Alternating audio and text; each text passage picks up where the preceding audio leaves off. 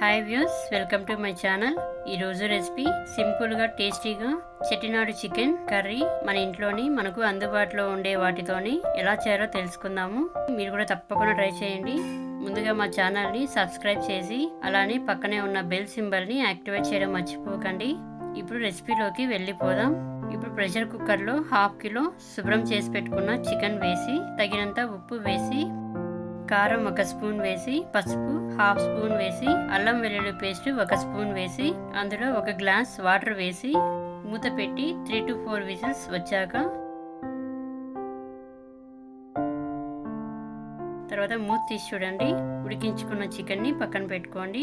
ఇప్పుడు ప్యాన్ పెట్టి ధనియాలు 1 స్పూన్ వేసి 2 చిన్న ముక్కలు దాల్చిన చెక్క 4 లవంగాలు మిరియాలు 1/2 స్పూన్ వేసి 1 నిమిషం పాటు మీడియం ఫ్లేమ్లోని రోస్ట్ చేసుకోవాలి.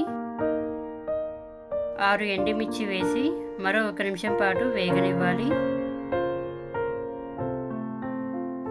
స్టవ్ ఆఫ్ చేసి చల్లారాక అవి మిక్సర్లో వేసి పొడిగా గ్రైండ్ చేయండి. అవి పక్కన పెట్టుకోవాలి. ఇప్పుడు ప్యాన్ పెట్టి 2 స్పూన్స్ నూనె వేసి లవంగాలు 2 బిర్యానీ ఆకు 1 వేసి సన్నగా తరిగిన 1 ఉల్లిపాయ వేసి తగినంత ఉప్పు వేసి అలాగే తరిగిన 2 పచ్చిమిర్చి వేసి మరో 1 నిమిషం పాటు వేగనివ్వండి. ఇప్పుడు 2 టమాటాలు వేసి మరో 2-3 నిమిషాల పాటు టమాటా బాగా మెత్తపడేలాగా వేగించుకోవాలి. మీడియం ఫ్లేమ్లోనే అడ్జస్ట్ చేసుకోవాలండి. అలాగే ఉడికించుకున్న చికెన్ వేసుకోండి. మరో 1 నిమిషం పాటు కలుపుకొని అలాగే 2 నిమిషాల పాటు వదిలేయాలి. ఇప్పుడు గరం మసాలా 1 స్పూన్ వేసి మరో 1 నిమిషం పాటు వేగనివ్వాలి.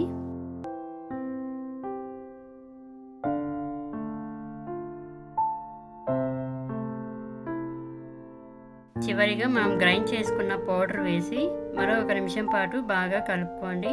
అలాగే 2 నిమిషాల పాటు వదిలేయాలి. మసాలా పౌడర్ అంతా ముక్కలకి పడుతుంది.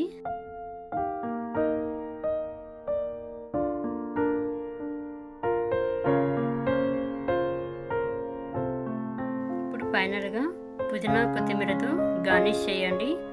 మరో 1 నిమిషం పాటు కలుపుకోవాలి. అలాగే 2 నిమిషాల పాటు వదిలేయాలి.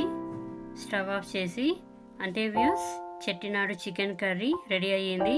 సర్వ్ చేసుకోండి. మీరు కూడా ఇలానే ట్రై చేసి మీకు ఎలా వచ్చిందో తప్పకుండా మాకు కామెంట్ ద్వారా తెలియజేయండి. ప్లీజ్ మీకు ఈ రెసిపీ నచ్చితే లైక్ చేసి మీ ఫ్రెండ్స్కి రిలేటివ్స్కి షేర్ చేయండి. Thank you for watching. నమస్తే.